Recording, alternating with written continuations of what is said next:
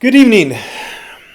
This is another Too Dumb for Lawyer video, so if you want to watch it, watch it. If you don't, don't. Too Dumb for Lawyer says, he's quoting me, looking is not speech and photographing is speech. Do you not see a contradiction there? No, there is no contradiction. Looking is looking. You haven't started the speech process yet. Photographing is speech. You've actually started. You've put pen to paper. You've put pen to paper at that point. There is no contradiction there. He says protection of speech encompasses more than verbal utterances. Yes, it also covers, protection of speech. Words have meaning. So protection of speech encompasses painting, drawing. I assume it would cover like dance, any real art, I'm guessing. Unless you mean the First Amendment. Does the First Amendment encompass looking? Well, it can. It can. There are looking things where it is covered. Like you have to look to photograph, right? You have to look through the viewfinder of the photograph, of the camera. You have to look to see what you're recording. You have to, well, unless you're Blind Justice, I guess, or Holly Weir, then you don't have to be able to see to photograph. But for mere mortals, you got to. I mean, so it's part of the process. That doesn't make looking speech. It makes it at best protected by portions of the First Amendment. No, you've never won a First Amendment claim or case, and no, you didn't understand Gilbert v. Reed. And I go on to say looking isn't speech, blah blah blah, and there's bullshit going on. Then Liberty for All asks a good question. She says looking is speech. Now look at what she asks. Looking is speech, ? So she's asking, is looking speech? Not is it protected by the First Amendment? Because remember, you got to be careful with words. Words have meaning, and when Merbies gets to them, they will have twisted meanings. Remember that.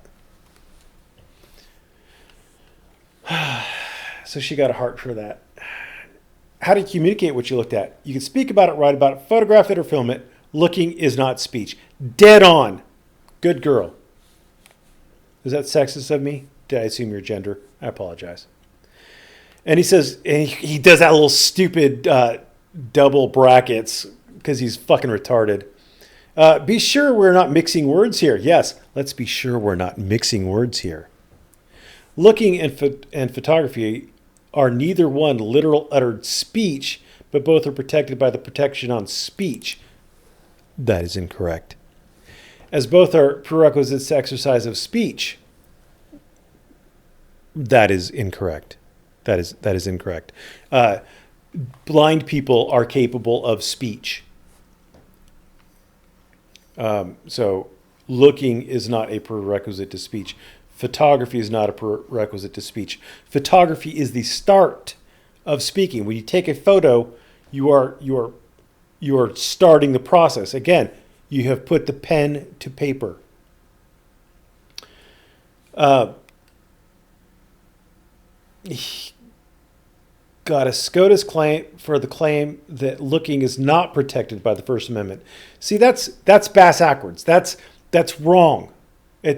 You have to have a SCOTUS case, or you have to have a case. Like your absolute stupid approach that it has to be a SCOTUS case, you're retarded. You are absolutely retarded. Do you have authority? Can you cite an authority for the claim that looking is protected by the First Amendment? And in some cases it is. In some cases it absolutely is. She says she doesn't, and neither does she have a case that says smelling is not protected by the First Amendment.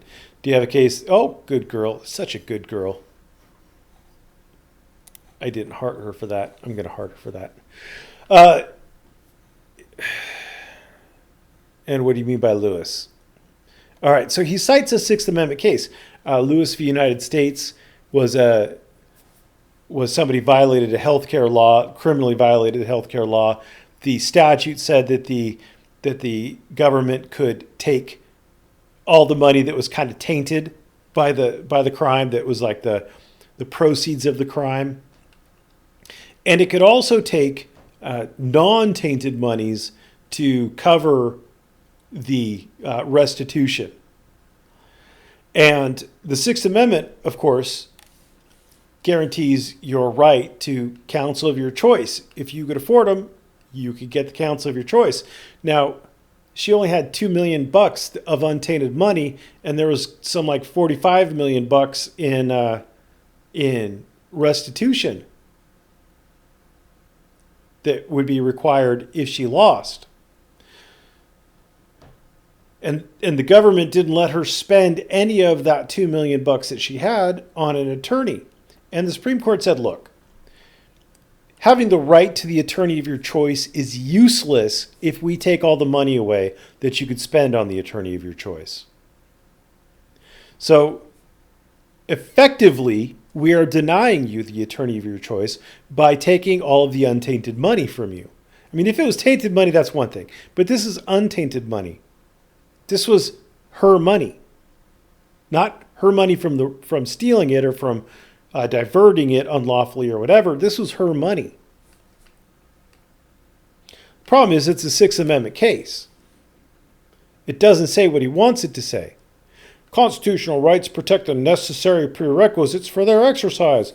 Congratulations! It doesn't say what you want it to say. I mean, it sounds like it does if you're going to the Mark Stevens school of snipping quotes out of random cases that sort of sound like they're saying what you want them to say. But that's not what this is about. That is not what this is about. This is about Sixth Amendment right to an attorney. If they take all your money and you can't afford an attorney, they've effectively denied you your right to an attorney. That's what it's about. So she got another heart. She got another heart because she's right on the money. And then he throws bullshit out. It's not bullshit. At least he hits First Amendment stuff. So first he throws out Martin v. City of Struthers. And Martin v. City v. Struthers almost says what he wants it to say, but it doesn't quite. City of Struthers had an ordinance that you cannot go door to door handing out handbills or circulars or pamphlets or anything like that. No door-to-door solicitation, period. Whether or not the people who live there want door-to-door solicitation, immaterial. You can't do it. Martin was handing out some religious tracts, door to door. She got a $10 fine. Supreme Court!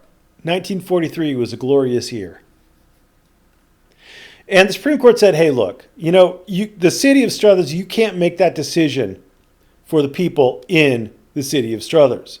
You can't tell people what they can or can't read. If they want to get handbills and circulars and flyers and pamphlets door to door, they have that right. If they don't, they have that right too.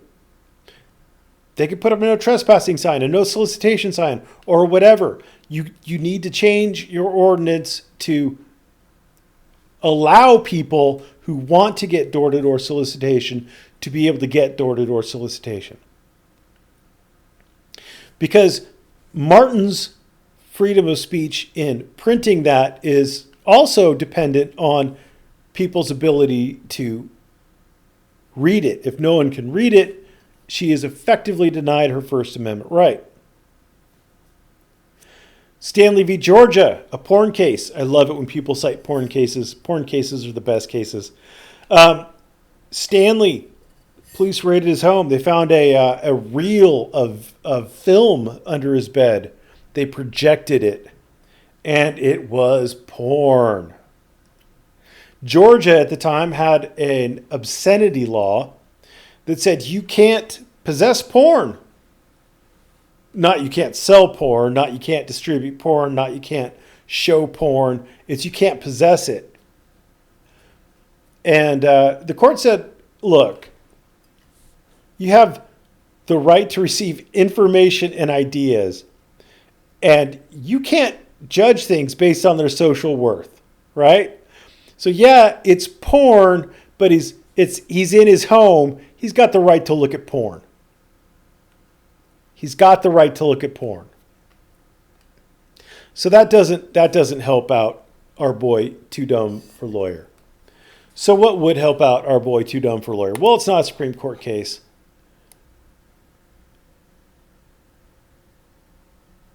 But you might figure out what it is. It says the First Amendment protects freedom of speech and freedom of the press. What? Freedom of the what? Freedom of the what? Freedom of the press? It's not. Wait, are you saying it's not freedom of speech? It's freedom of the press?